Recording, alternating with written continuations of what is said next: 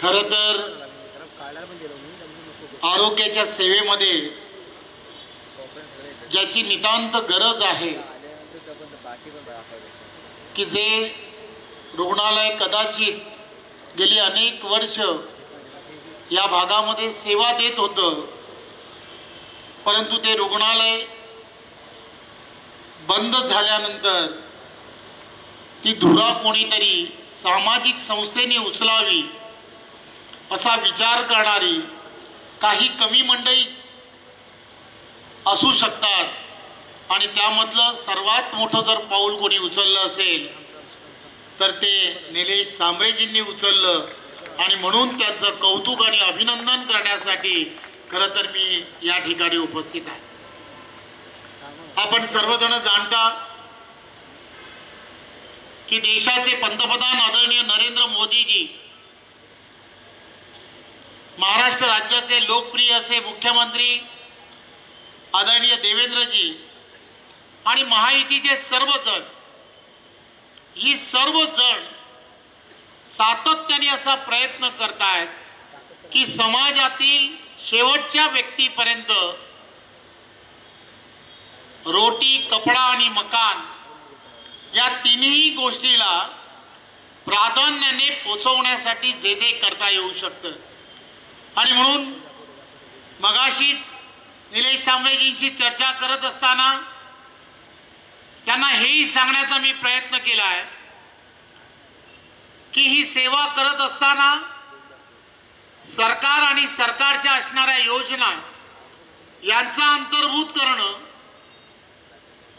आयुष्यमान भारत सारखी योजना की जी योजना 5 लाखापर्यंतचा पूर्णच्या पूर्ण खर्च, हा संपूर्ण खर्च हा केंद्र आणि राज्याच्या माध्यमातून होतो।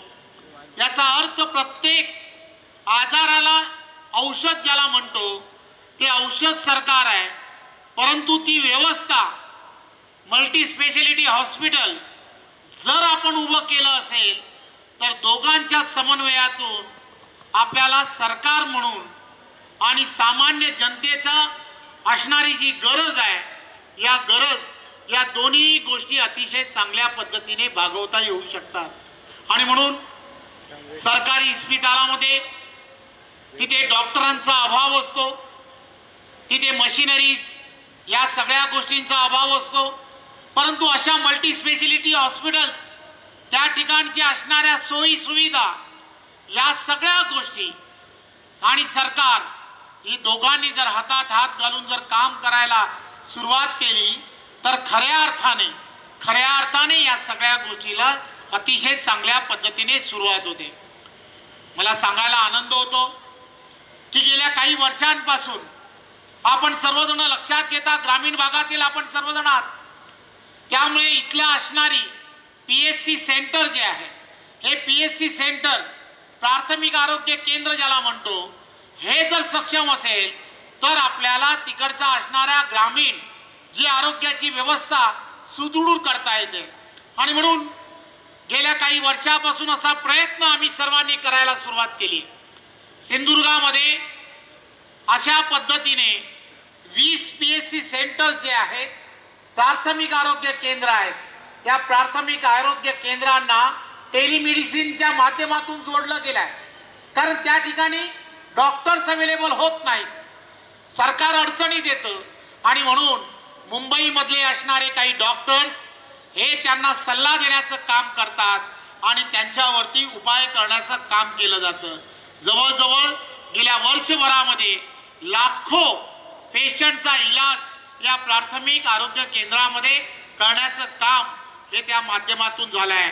त्याच पद्धतीने इथेही रत्नागिरीमध्ये 10 अशी प्राथमिक आरोग्य केंद्र ही टेलिमेडिसिननी जोडण्याचं काम केलं आहे। आणि आज एक वेगळ्या पद्धतीने जिजाऊने सुरू केलेला हा उपक्रम हा खऱ्या अर्थाने आरोग्याला सुदृढ करण्यासाठी सर्वात मोठं काम करेल असं मला वाटतं। टाइम्स डिजिटलला लाईक करा, शेअर करा, सबस्क्राइब करा आणि बेल आयकॉन दाबायला विसरू नका। Times digital.